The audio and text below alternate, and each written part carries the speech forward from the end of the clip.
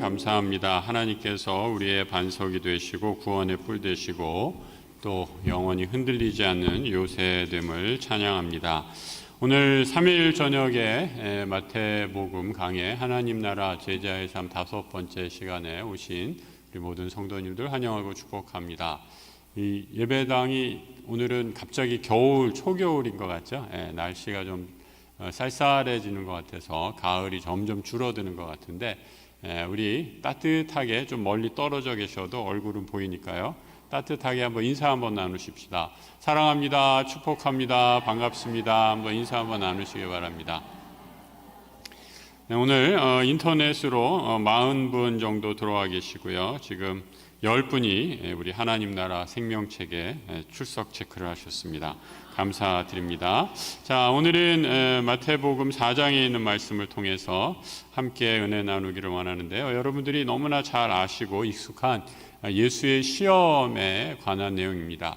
그 예수의 시험에 대해서 우리가 어떤 시험이었는가 이런 것들을 지식적으로 3가지 시험이 있었다. 그리고 예수님이 어떻게 이기셨다. 이런 것들을 아는 것도 중요하지만 그 정도의 성경 읽기는 굉장히 이제 1차원적인 성경 읽기겠죠. 그래서 본문의 의미, 예수님이 시험을 당하셨는데 과연 우리 삶에는 어떠한 시험이 존재하는가라는 것들을 한번 생각해 보시고요. 여러분 갑자기 시험이라고 그러니까 얼굴이 어두워지잖아요. 우리가 축복받고 행복하고 모든 일이 다 잘 풀리면 그런 건 좋아하는데 시험 본다 이러면 벌써 아이들은 그냥 몸이 경련이 일어나려고 그러고 우리 어른들도 마찬가지인 것 같아요. 이 믿음에 있어서 시험은 어떤 것인가 한번 생각해 보면서 이 말씀이 오늘 우리가 아멘으로 받기에는 쉽지 않은 말씀인데 그럼에도 불구하고 하나님이 나에게 주신 음성으로 한번 받을 수 있게 되기를 기도합니다.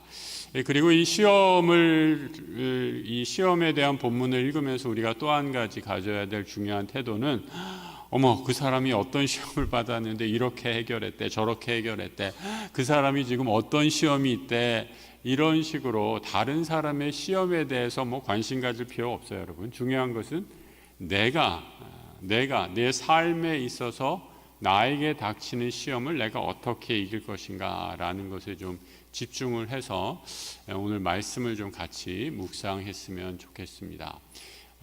예수님도 시험을 받으셨어요. 여러분, 하나님의 아들도 이 땅에 오셔서 시험을 받았다라는 것을 우리가 생각해 보면 예수님도 시험을 받으셨는데 내가 시험을 받겠어요? 안 받겠어요?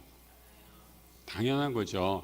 나는 시험 없이 여기까지 왔다라고 생각하시는 분들은 가짜입니다. 우리는 반드시 시험을 당할 수밖에 없습니다. 특별히 예수를 잘 믿는 사람들은 반드시 사탄이 시험합니다. 그러니까 여러분 중에 혹시 나는 아무런 시험이 없는데요, 목사님 이렇게 말씀하시는 분이 있으면 그분은 사탄이 신경 쓰지 않을 만큼 하나님으로부터 아주 멀어진 사람이라서 전혀 신경 안 써도 되는 분들이에요. 아마 그런 분들은 오늘 이 자리에 한 분도 없으리라 생각합니다. 우리는 말씀을 사모하고 내가 부족해도 하나님과 더 한 걸음이라도 가까워지려고 애쓰려 하기 때문에 사탄의 시험을 피할 수가 없습니다. 왜요? 사탄은 우리가 예수님께 하나님께 가까워지는 것을 꼴을 못 보거든요. 그래서 온갖 수단과 방법을 가리지 않고 우리를 시험하고 흔들어대는 것을 보게 됩니다. 오늘 이 4장 1절에 보시면 그때에 라는 말로 시작하고 있죠. 그럼 그때가 어느 때입니까? 예수님께서 세례를 받으시고 성령 충만하셔서 하늘로부터 음성이 들렸어요. 이는 내 사랑하는 아들이요 기뻐하는 자라. 어떻게 보면 영적으로 최고조에 오르셨을 때 그때 사탄이 시험하는 거예요. 여러분, 언제 시험합니까? 내가 오늘 말씀 통해서 정말 오늘 말씀이 은혜롭고 정말 이렇게 살아야지 그렇게 하고 집에 가시면 꼭 집에 가서 부부싸움 크게 한번 하는 거예요. 그런 경험 없으세요? 없으신가 보네. 은혜를 좀 더 세게 받으시면 반드시 사탄이 아마 또 건드릴지도 모릅니다. 그러니까 우리가 영적으로 최고조에 오르면 반드시 사탄이 우리를 침략하려고 달려든다라고 이렇게 말씀하고 있습니다. 성령에 이끌려서 광야로 가셨는데 그때에 마귀에게 시험을 받으러 광야로 가셨다라고 이렇게 말씀하고 있습니다. 그런데 이 마귀라는 단어가 이 헬라어로 디아볼로스라는 헬라어 단어인데요. 우리말은 뭐 정관사가 없는데 이 헬라어에는 정관사가 붙어 있어요. 더 디아볼로스라고 이렇게 얘기해요. 그러니까 그 마귀, 우리 원래 그 마귀 새끼 이렇게 해야지 더 실감이 날 텐데 성경에는 그냥 그 마귀라고 했어요. 그 마귀가 예수를 시험하는 거예요. 그러니까 그 마귀는 어떤 마귀예요? 예전부터 하나님이 이 세상을 창조하실 때부터 있었던 바로 그 마귀, 거짓의 영, 우리 믿는 성도들을 죄악에 빠뜨리고 하나님과 멀어지게 하는 그 마귀, 에덴 동산에서 아담과 하와를 유혹했던 바로 그 마귀가 여전히 살아서 여전히 활동적으로 역사하면서 하나님의 백성을 미혹하고 예수와 멀어지게 하는 사역을 활발히 하고 있다라는 거예요. 그래서 여러분 이런 면에서 마귀를 좀 본받을 필요가 있어요. 끈질기다라는 거예요. 집요하다는 거예요. 한 번도 쉬지 않는다라는 거죠. 우리 성도들은 좀 지치고 다운될 수도 있고 막 넘어질 때도 있고 신앙이 오르락내리락 할 때도 있는데 마귀는 그런 면에서 정말 부지런해요. 하나님의 말씀에 사람들, 하나님의 성도들을 예수에게, 하나님에게로 멀어지려고 하는 일이라면 조금도 멈추지 않고 그때나 지금이나 창세 때부터 지금까지 그 할 일을 정말 열심히 하고 있다라고 이렇게 얘기하고 있습니다. 그래서 여러분 이 사탄은 제가 여러 번 말씀드린 것처럼 뭐 이렇게 막 무서운 그런 뭐 뿔나고 우리나라 이제 전설의 고향 버전으로 흰 속옷 입고 뭐 피 흘리고 머리 풀어헤치고 이런 사탄의 모습이 아니라 굉장히 인격적이고 굉장히 지성적이고 어떻게 보면 굉장히 감성적으로 우리에게 다가와서 여러분 각자의 가장 연약한 것을 공격하는 거예요. 그러니까 여러분 우리가 이 손자봉법에도 적을 알고 나를 알면 백전백승이다 그러는데 마귀는 여러분의 약점, 여러분의 약한 아킬레스건을 너무나 잘 알아요. 그래서 그것을 공격하는 거예요. 저는 몰라도 마귀는 안다라는 거예요. 그 장면, 성경에 아주 재미있는 마귀와 하나님과 사탄과 하나님과의 대화가 나와 있습니다. 욥기에 그런 대화가 있는데 믿음의 사람, 순종의 사람, 하나님을 잘 믿는 경건의 사람 욥이 있었어요. 그래서 많은 사람들이 욥의 신앙을 보고 와, 저 사람 정말 칭찬할 만하구나라고 이렇게 얘기했는데 이 꼴을 누가 못 봐요? 사탄이 봐줄 수가 없다라는 거예요. 그래서 사탄이 하나님 앞에 이렇게 말하는 것을 욥기 1장 8절 9절 이하에서 이렇게 얘기합니다. 하나님이 욥을 향해서 사탄을 향해서 자랑을 하시죠. 뭐라고 말씀하셔요? 내가 내 종 욥을 주의 깊게 보았느냐? 그런 사람 세상에 없다. 아주 완전하고 올고다. 여기까지 하나님이 얼마나 자랑스러우셨으면 이 사탄의 그 어전회의에서 영들, 이 모든 영을 부리시는 분이 하나님이시잖아요. 사탄에게까지 욥을 자랑하시고 싶어 하셨어요. 그래서 하나님을 두려워하고 나쁜 일에는 다 벗어나 있는 그런 사람이야 라고 하나님이 말씀하시자 이어지는 9절에서 사탄이 뭐라고 얘기하는가? 이렇게 대답합니다. 뭐라고 얘기하고 있어요? 까닭 없이 욥이 하나님을 두려워하겠습니까? 이렇게 얘기하는 거죠. 욥이 이렇게 하나님을 잘 믿는 데는 하나님 이유가 있어요. 뭐예요? 그 사람 돈이 많잖아요. 부자잖아요. 그 사람 자녀의 복을 주셨잖아요. 그 사람 모든 것이 다 형통하잖아요. 그 사람 모두가 다 부러워하는 성공한 삶을 살고 있잖아요. 누가 저런 복 누리지 않으면 하나님 잘 믿지 않을 사람이 어디 있겠습니까? 당연하죠. 세상의 모든 것이 다 그런 이치로 굴러가지 않겠습니까? 라고 사탄이 하나님께 욥의 하나님을 믿는 신앙이 참 신앙이 아니다라고 거짓으로 말하는 장면이 이 욥기에서 등장하고 있는 것을 보게 됩니다. 그래서 사탄은 늘 사탄의 거짓의 목표는 하나예요. 하나님을 믿는, 하나님으로부터 가까워지려는 우리의 모든 노력을 멀어지게 하는 거짓의 영이고 속이는 영이고 미혹하는 영이다라고 이렇게 말씀드릴 수 있습니다. 현대에 들어와서 여러분 이 사탄의 힘이 점점 더 강해지고 있구나라는 것을 느낍니다. 목회 현장에서 보면 예전에는 불치병이다라고 이렇게 얘기했던 암도 이제 여러분 주변에 암 환자들 참 많으시잖아요. 근데 요즘에 이 암 환자 여러분들 보통 얘기 들으셨겠지만 암이 발견해서 5년 동안 이렇게 쭉 생존하면 거의 완치됐다 이렇게 얘기하잖아요. 근데 암 환자의 완치율이 암이 걸려도 살아남을 확률이 72%예요. 별로 놀라지 않나요? 그러니까 10명 암에 걸려도 10명 중 7명은 그냥 쭉 암과 함께 살아간다는 거예요. 그러니까 암은 이제 불치병이라고 들게도 약간 민망할 정도의 그런 병이 됐어요. 그런데 간이 나쁘다거나 어디가 나쁘다거나 폐가 나쁘다거나 이런 거 훨씬 더 사망률이 오히려 암 환자들보다 더 높다라는 그런 통계를 본 적도 있습니다. 이런 거 보면 이제 세상에서 이런 어떤 육체적인 질병뿐만 아니라 이 육체적인 질병은 점점 우리가 이제 정복해 가는데 정신적인 질병에 대한 심각성이 점점 대두가 되고 있죠. 최근에 건강보험공단인가요? 건강보험 심사평가원 이런 데서 자료가 나온 걸 보니까 우리나라 전 국민의 50%가 정신질환에 관련된 약을 먹고 있대요. 놀라셨죠? 네. 그러니까 2명 중에 한 사람은 정신과 질환 약을 복용한 경험이 있다라는 거예요.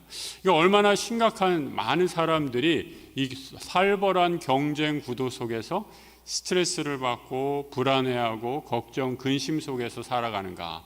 그래서 대표적인 증상이 이제 잠 못 드는 밤에 빠져서 밤에 잠을 못 자는 불면증 환자들이 아주 점점 많아지고 있습니다. 또 유명한 미국의 이 스카팩이라는 정신과 의사 선생님이 계신데 수많은 임상을 해보셨어요. 이분은 이제 정신과 의사분이니까 정신과 환자들이 수십 년 동안 만나게 되잖아요.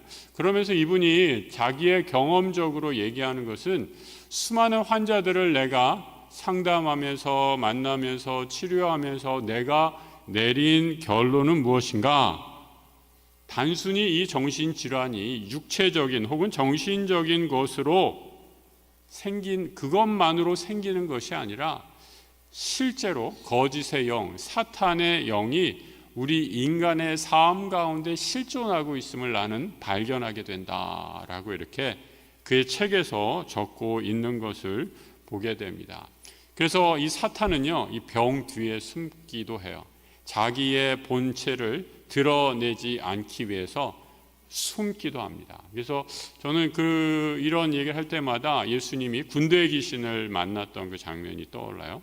예수님이 군대의 귀신 들린 사람한테 내 이름이 무엇이냐 그러니까 나는 많음입니다 라고 이렇게 얘기해요. 나는 군대입니다 라고 얘기하잖아요. 군대처럼 많다라는 것은 뭐예요? 어떤 이름 하나의 정체성을 확인할 수 없다라는 거. 어떤 한 사람의 아이덴티파이를 해야 되는데 그 사람으로 정체될 수 없는, 그러니까 정신이 분열되어 있는 상태죠. 정신질환이 심각해져서 내 안에 여러 악한 영들이 사로잡혀 있었을 때 사탄의 힘에 우리가 억눌려 살게 되는 그런 안타까운 일들이 벌어지게 된다라는 거죠. 성경에서도 그런 예가 등장하고 있습니다. 대표적인 정신질환자의 예로 이 사울 왕이 구약에 등장하는 것을 보게 되죠. 사울 왕이 처음부터 그렇게 망가진 것은 아니었어요. 하나님의 기름 부음을 받아서 처음에는 하나님이 기뻐하시고 온 이스라엘이 아주 흠모할 만한, 존경할 만한 왕으로 시작을 하는데 시간이 점점 지나면서 사탄의 거짓의 영에 미혹이 되면서 하나님과의 관계가 망가집니다. 예배가 멀어지기 시작하고요. 하나님의 말씀에 대한 순종하는 자세가 점점 시박해지기 시작하면서 사람의 말, 세상의 힘을 의지하게 되다가 결국 악령에 사로잡히게 됩니다. 그래서 사무엘상 16장 14절에 이렇게 말씀해 주고 있어요. 한번 같이 새한글 성경을 한번 같이 읽어볼까요? 여호와의 영이 사울을 떠났다. 그리고 여호와께로부터 나온 나쁜 영이 그를 깜짝깜짝 놀라게 하곤 했다. 새한글 성경에서 아주 재밌게 번역을 했죠. 여호와께서 부리시는 악령이 그를 번뇌하게 했다라고 이렇게 우리 개역개정은 이렇게 얘기했는데 새한글 성경에서는 나쁜 영이 깜짝깜짝 사울을 놀라게 했다라고 이렇게 말하게 됩니다. 악한 영이 사로잡히게 되니까 마음이 교만해지고 마음이 굳어지게 되고 다른 사람의 잘못을 인정할 만한 요만큼의 너그러운 마음도 갖지 못하게 되고 자기 부하인 그렇게 충성을 맹세했던 다윗이 목숨을 바쳐서 전쟁에서 승리하고 돌아오게 되는 것도 못 참고 저놈이 내 자리를 노리는구나 라고 하면서 오히려 다윗을 죽이려고 하는 불안한 영에 사탄의 거짓 영에 사로잡혀 있는 사람들을 보게 된다라는 거죠. 여러분 이게 근데 안타깝게도 다만 성경의 이야기뿐만 아니라 우리 주변에서도 얼마나 이런 케이스들을 많이 볼 수 있는가라는 거죠. 그래서 우리가 깨어서 기도해야 합니다. 사탄은 우리가 이 세상을 살아갈 때 우리의 가장 연약한 것을 너무나 잘 알고 있기 때문에 그것으로 우리를 공격하려고 한다라고 말씀하고 있습니다. 예수님이 광야에서 그래서 사탄의 시험을 받으십니다. 제일 먼저 이 시험을 받으시는 첫 번째 시험이 4절에 나오는 시험이죠.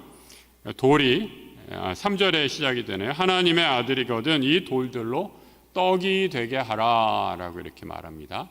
이게 조금 아쉬운 번역인데 원래 원문에는 빵이 되게 하라라고 했는데 이것을 떡으로 번역을 했어요. 그때 그 당시에 우리 선교사님들이 이걸 번역을 하면서 조선 사람들은 떡을 많이 먹어서 떡으로 했구나 이렇게 번역했던 것 같아요. 근데 우리가 떡이 사실 주식은 아니잖아요, 그죠?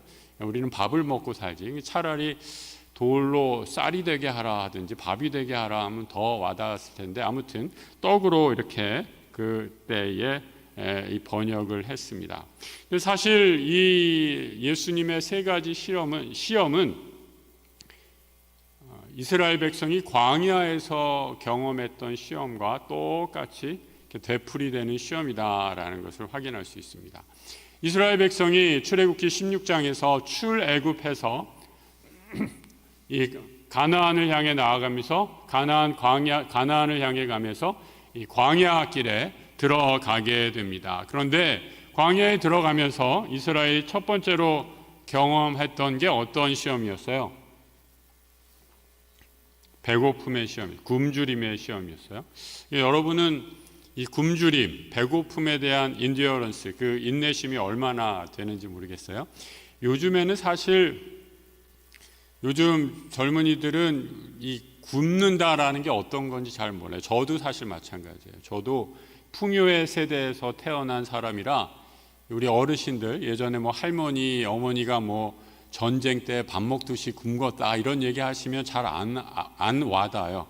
그래 본 적이 없기 때문에.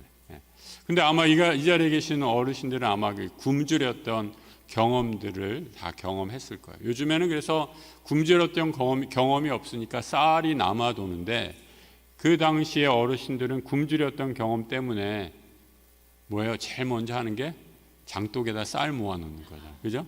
쌀 없어지지 않도록. 왜 쌀 떨어지면 굶는 거니까. 그 굶주림이 어떤 것인지 알기 때문에 자기의 삶에서 내 삶에서 가장 중요한 게 먹고 사는 거다라는 걸 너무나 분명히 알고 있기 때문에 그렇게 준비하고 대비하셨던 거죠. 근데 여러분 이스라엘 백성이 애굽을 딱 그 탈출해서 광야에 들어갔는데 어떻게 반응합니까? 애굽의 고기가 그립구나. 우리가 뭐가 좋다고 그 애굽의 고기를 버리고 광야에 나와서 이 고생하는가라고 모세를 원망하고, 그러다가 우상을 섬기고 황금 송아지를 섬기면서 죄에 빠지는 것을 보게 되죠.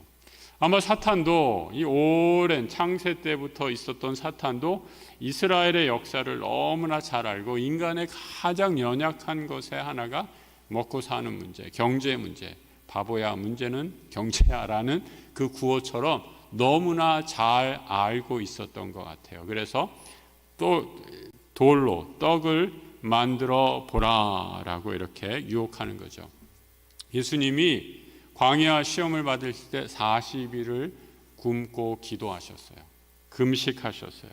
배를 곪고 골물대로 곪아서 사탄이, 어느 때보다도 인간의 한계를 알고 있는 사탄이 예수님에게 너 그렇게 살지 말고 이 돌로, 너 그럴 능력이 있잖아, 돌로 떡을 만들라라고 유혹하고 있습니다. 그때 예수님이 4절에서 이렇게 말씀하시죠. 같이 한번 읽어볼까요? 4절 말씀. 예수께서 대답하시되 사람이 떡으로만 살 것이 아니요 하나님의 입으로 나오는 모든 말씀으로 살 것이라 하였느니라. 사실 이 말씀은 예수님이 신명기 8장 3절의 말씀을 그대로 인용하면서 사탄에게 말씀하신 거예요. 신명기 8장 3절의 말씀 보시면 너를 낮추시고 너를 줄이게 하시며 너를 알지 못하며 내 조상들도 알지 못하던 뭐를 먹이셨어요? 이스라엘 백성들이 광야에서 만나를 먹게 하신 것은 하나님께서 다 먹이셨던 것을 기억하라는 거예요. 그리고 이 만나를 통해서 사람이 떡으로만 사는 것이 아니라 여호와의 입에서 나오는 모든 말씀으로 사는 줄을 알게 하려 하심이라 라고 말씀하고 있어요.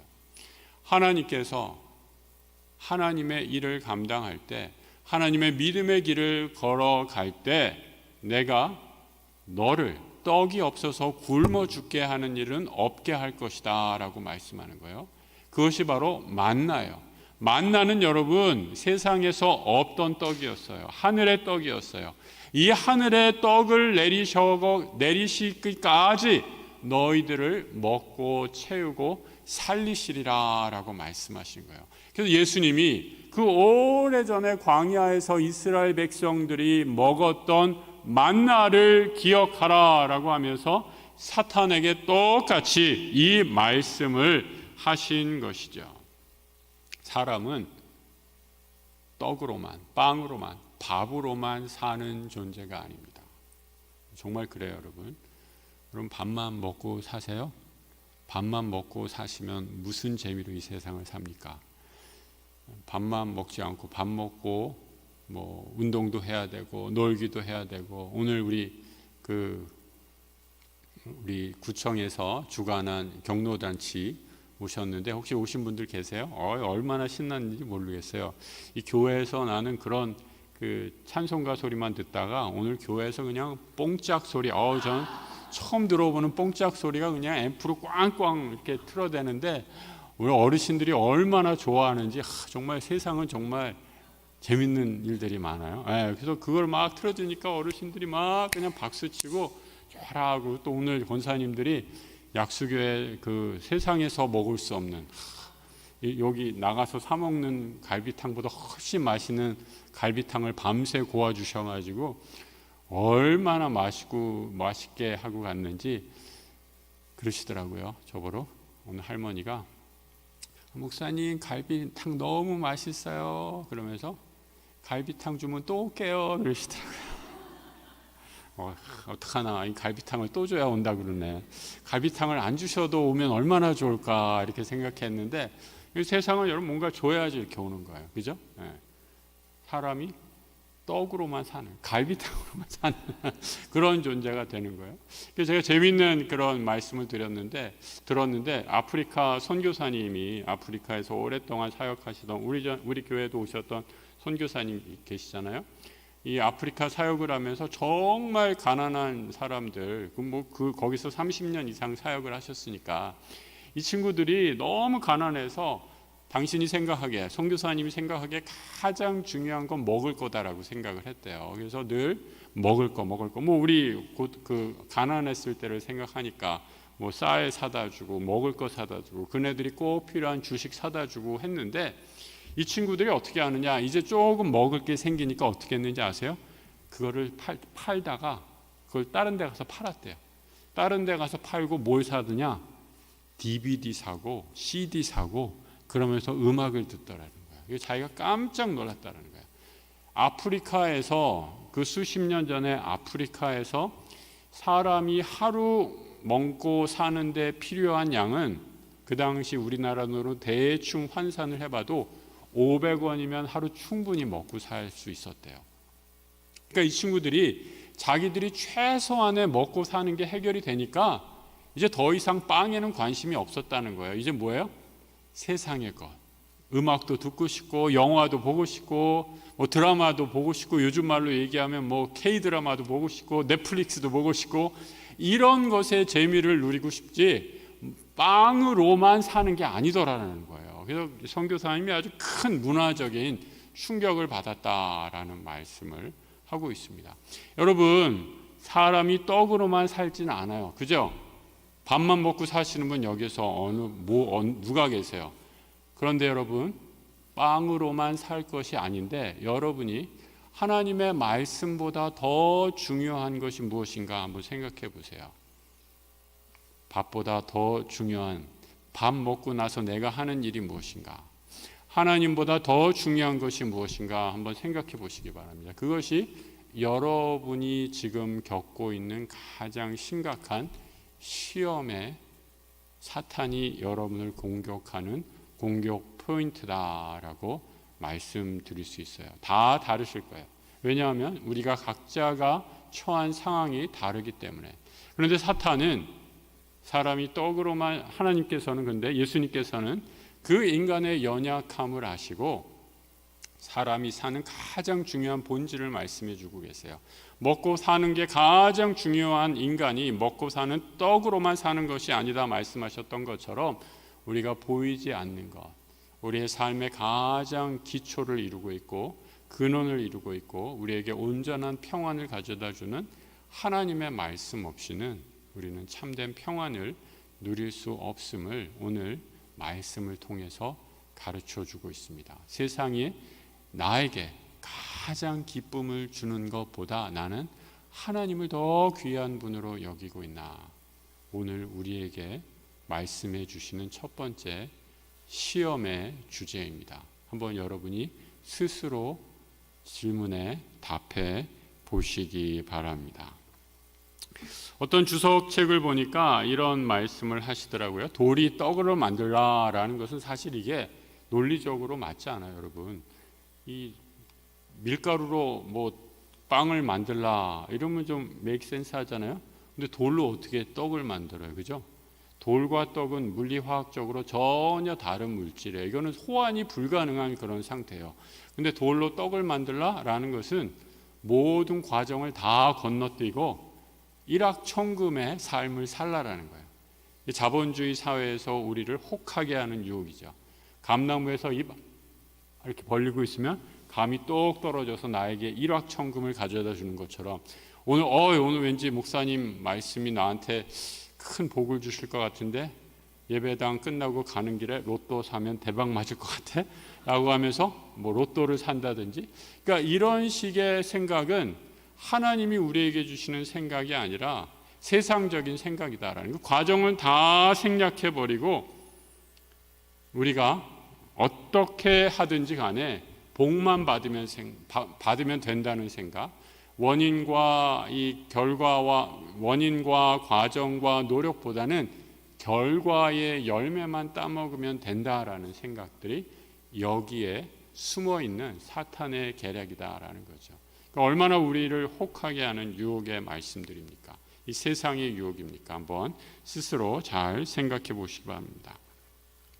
두 번째는, 이 두 번째 시험은 5절부터 이어지고 있죠. 예수님을 성전으로 데려가서 성전 꼭대기에 세운 다음에 뭐라고 말씀하셔요?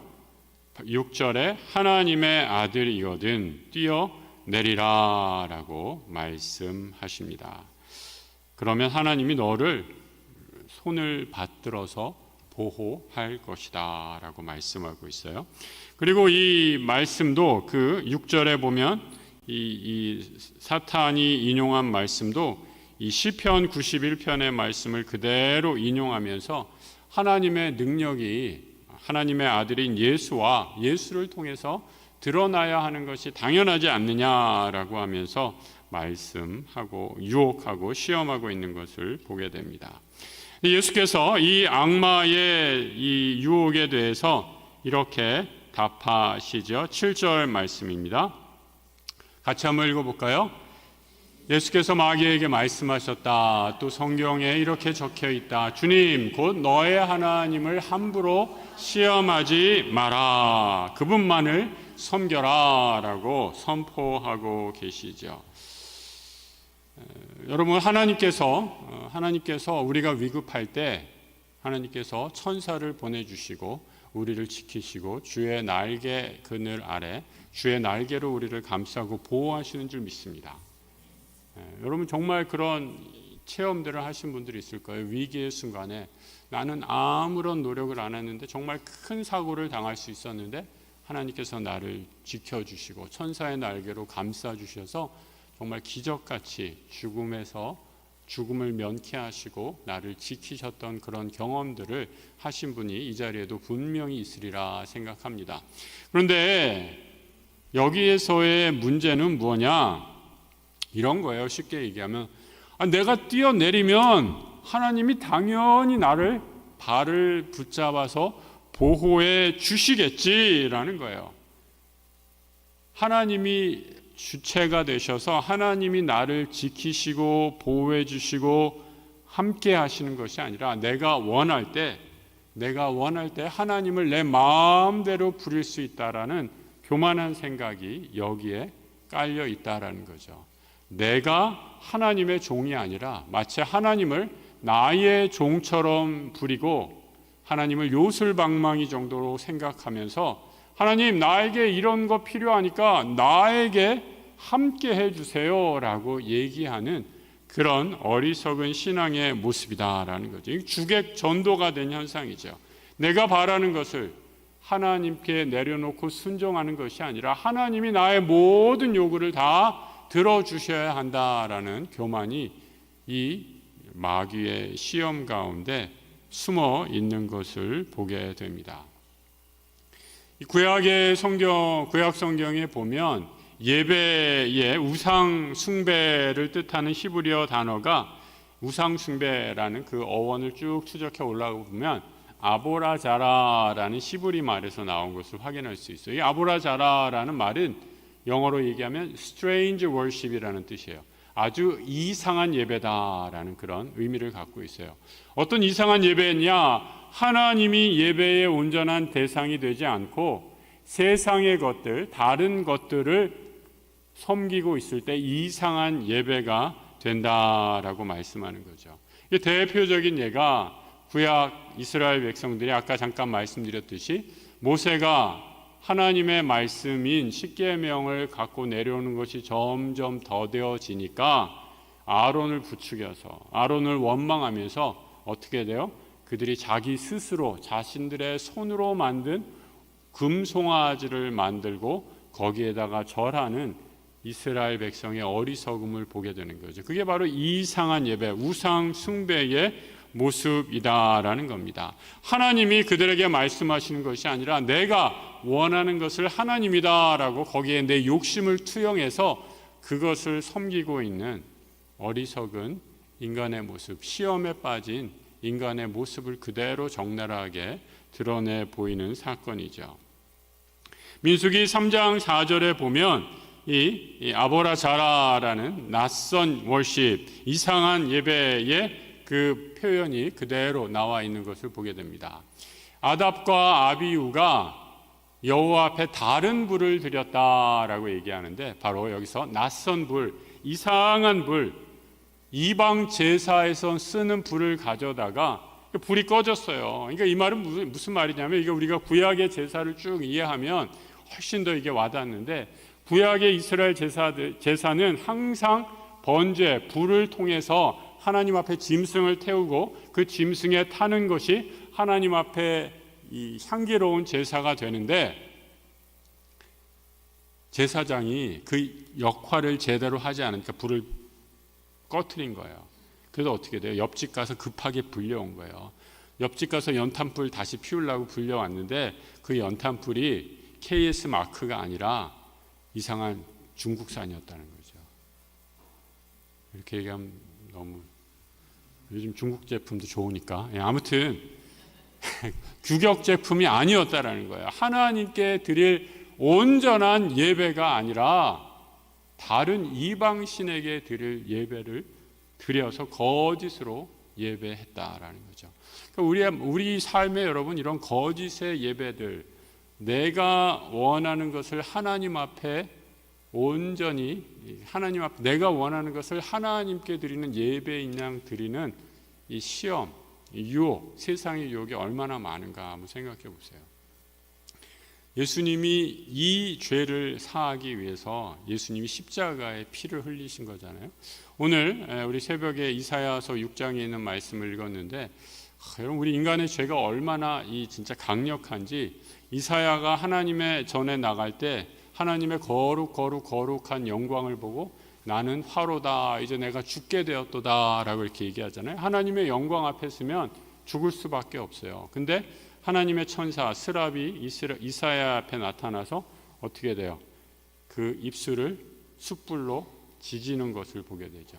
그러니까 죄는, 이 요망한 입은 하나님의 성령의 불로 지지지 않으면 안 고쳐져요.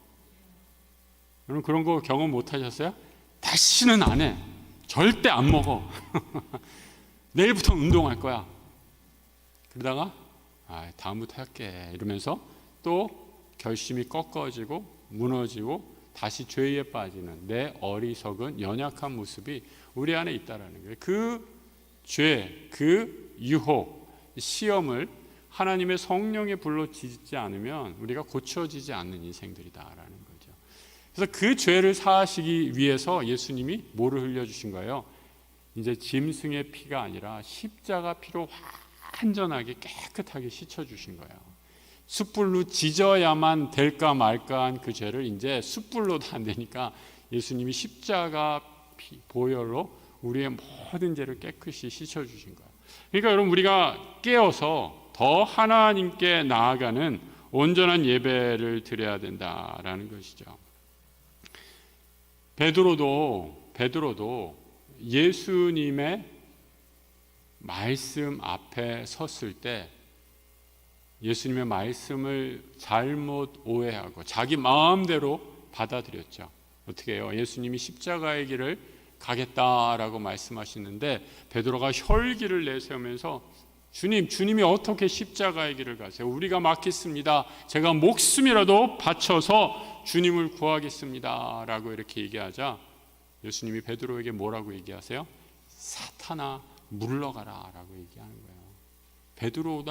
베드로가 예수님의 수제자, 로마 카톨릭에서는 1대 교황 베드로가 예수님께 사탄아 라고 얘기를 들었는데, 여러분이 사탄아라는 꾸지름 안 들을 자신 있으세요? 우리 안에 이런 연약함들이 이렇게 차고 넘친다라는 거예요. 그래서 내 욕망을 따라 내 욕심을 위해 산다면 나도 하나님 나라의 일을 방해하는 사탄의 도구로 전락할 수 있다라는 겁니다.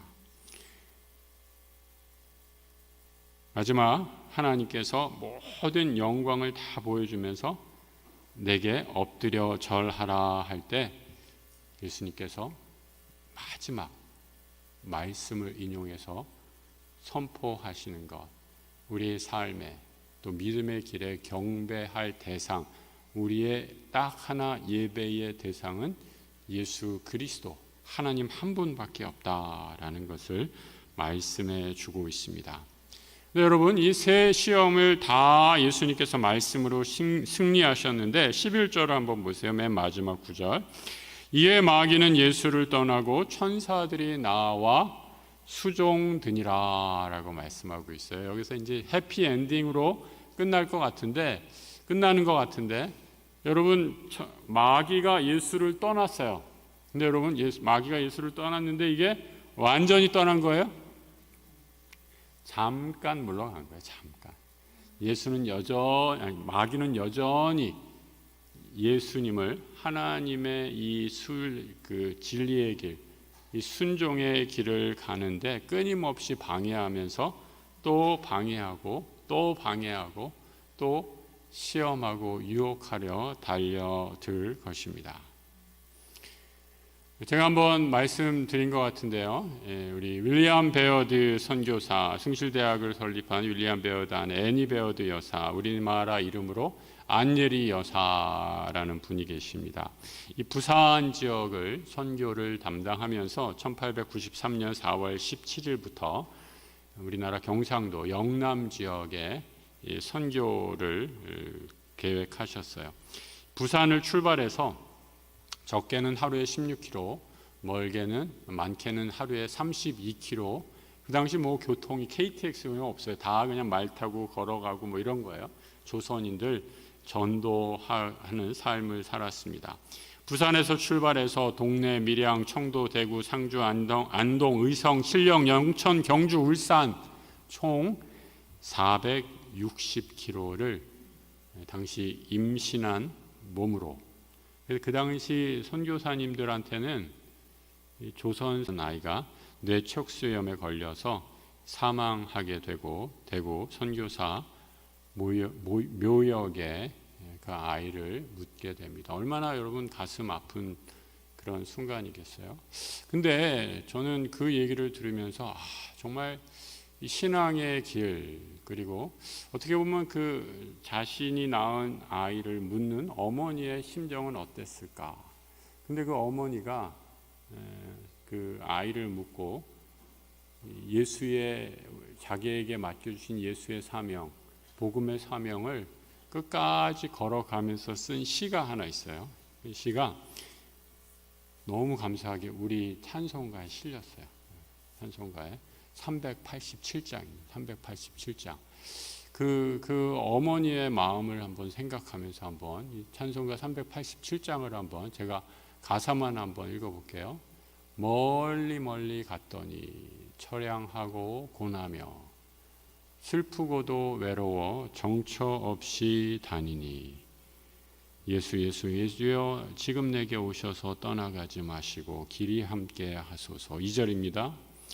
예수 내 주여 마음 아파 울 때에 눈물 씻어 주시고 나를 위로하소서. 예수 내 주여 지금 내게 오셔서 떠나가지 마시고 길이 함께 하소서. 3절 다니다가 쉴 때에 쓸쓸한 곳 만나도 홀로 있게 마시고 주여 보호하소서.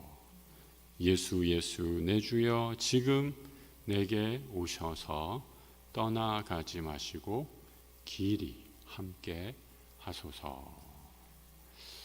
여러분이 아이를 먼저 보낸 또 하나님의 이 말씀에 끝까지 눈물을 흘리며 순종하면서 걸어가고자 하는 파란 벽 안에 여자 선교사님의 그 믿음의 이 길이, 그 헌신이 한번 느껴지십니까? 우리 삶에 예수님이 당하셨던 시험과 같은 유혹이, 시험이 우리 안에 도처에 있습니다. 여러분 앞에 지금 닥친 시험이 무엇인가 한번 생각해 보시기 바랍니다. 그리고 여러분은 지금 그 시험을 어떻게 다스리고 또 이기고 또 그 가운데서 예수님을 붙잡고 계신가 한번 스스로에게 질문해 보시기 바랍니다. 시험을 당할 때 시험이 기쁜 사람은 아무도 없어요. 얼마나 괴롭고 힘든 시간입니까? 하나님이 안 계신 것 같고 하나님이 나를 버리신 것 같고 왜 내가 이런 고통을 당해야 하나 하나님을 향한 원망과 질문 또 의심과 회의가 일어날 수도 있습니다. 이 사탄이 그런 마음에 의심을 심어주어서 점점 우리를 하나님으로부터 멀어지게 하려고 최선의 노력을 지금도 다하고 있습니다. 여러분 이런 상황 가운데 나는 그런 시험을 맞서서 어떻게 싸우고 있는가 한번 이 시간 생각해 보시고 오늘 예수님을 더 깊이 묵상하면서 주님을 따라가기로 결단하는 그런 시간 믿음의 결단하기를 우리 주님의 이름으로 축복합니다.